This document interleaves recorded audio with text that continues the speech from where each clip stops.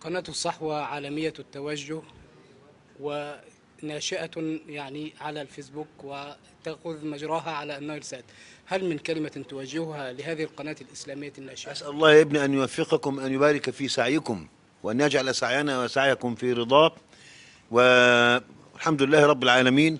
القنوات الإسلامية عموما أو ذات التوجه الإسلامي ليست قنوات إثارة، ليست قنوات إثارة، وإنما تحاول أن تقدم المادة التي يستفيد منها المشاهد والمستمع. فأسأل الله أن يبارك خطواتكم، أن يبارك لكم في مجهوداتكم. أنا سعيد جدا بظهور هذا النبت الجديد المبارك، وأتمنى لكم كل النجاح والتوفيق في هذا العمل. والتعددية الإعلامية مطلوبة بلا شك، سواء إسلامية أو غير إسلامية.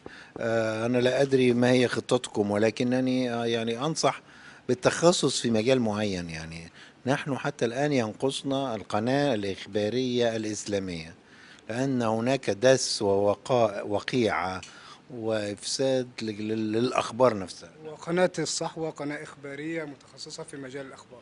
طب كويس، يبقى اتفقنا، يبقى إذن نعمل معا.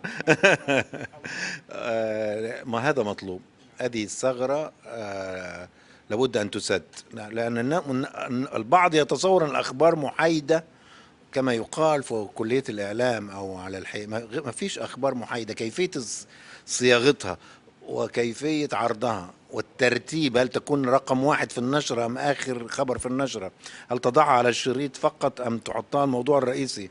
فهناك وسائل الإعلام بتقتل أخبار بالغة الأهمية أحيانا، وتبرز أخبار تافهة ولا تكون عادلة، مثلا في التعامل مع الثورات العربية، وتنحاز لثورة ضد ثورة أخرى وتهمل ثورة أخرى.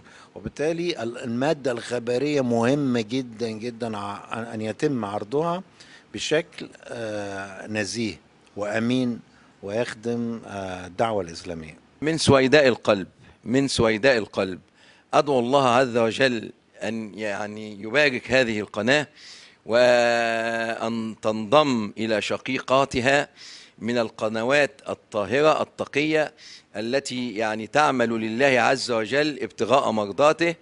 وأوصي نفسي وجميع القائمين أو المعدين للقناة بتقوى الله عز وجل وبالإخلاص، لأن منزلة الإخلاص من الأعمال هي بمنزلة الروح من الجسد.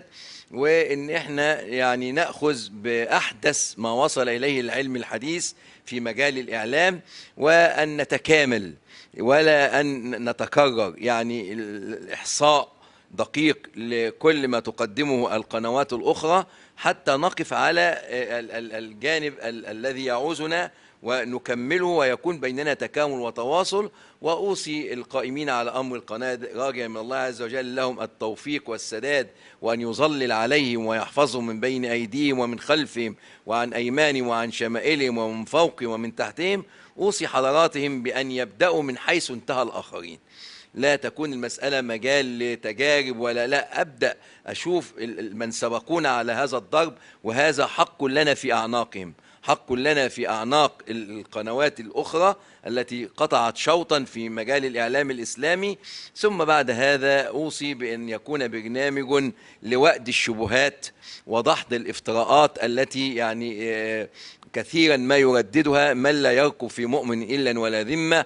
موقف الإسلام والشيعة الإسلامية من المرأة، موقفها من غير المسلمين، موقفها من الأجانب، موقفها من الفن والكذا، كل هذه المسائل يعني تبقى بفضل الله تعالى لها سهم في برامج القناة. أتمنى أن هذه القناة أنها تضيف للإعلام الهادف إضافة جديدة. أتمنى أنها تراعي البعد الاقتصادي المتردي لكثير من طبقات الشعب المصري. أتمنى أنها تضيف برامج تعليمية وتربوية تضيف عنصر الأخلاق وعنصر التعليم المتطور للشعب المصري. ده بوجه عام الإطار العام اللي أتمنى أن هذه القناة تقوم به. أنا شايف أن في فرصة كبيرة جدا.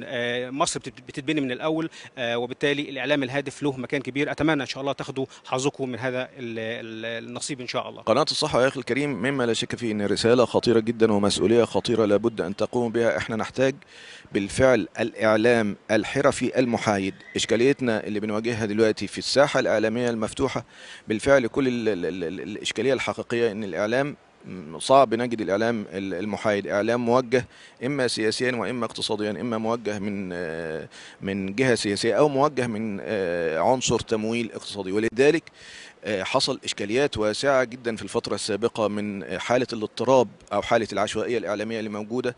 بالفعل البلد كلها محتاجة إعلام جاد محترم محايد يقدم بالفعل خدمة إعلامية احترافية، ويكون أمين في نقل المعلومة، حكيم في تحليلها.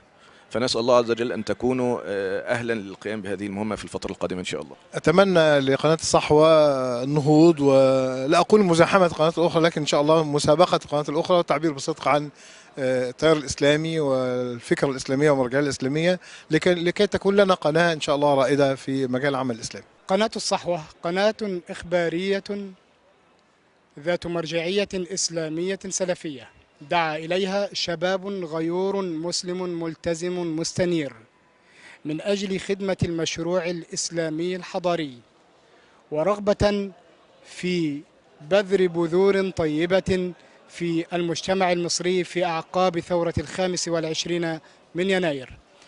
هذه القناة قناة إسلامية الانتماء، عالمية التوجه، تسعى لإحداث توازن إعلامي في الساحة الإعلامية، نافذة تعددية تنشد الحقيقة وتلتزم المبادئ المهنية في إطار من المؤسسية. رسالتها إخبار وإعلام وتعليم وإمتاع للمشاهد من خلال خدمات إعلامية وإخبارية وبرامج متنوعة من أجل نشر الوعي والثقافة ودعم المشروعات التنموية المختلفة سياسيا واقتصاديا واجتماعيا وثقافيا، تتعامل بمصداقية في النقل وبموضوعية في التحليل، فالصحوة إعلام مسؤول برؤية بديلة. قناة الصحوة تستمر مدة 6 أشهر على الفيسبوك، ثم بعد ذلك إلى النايل سات.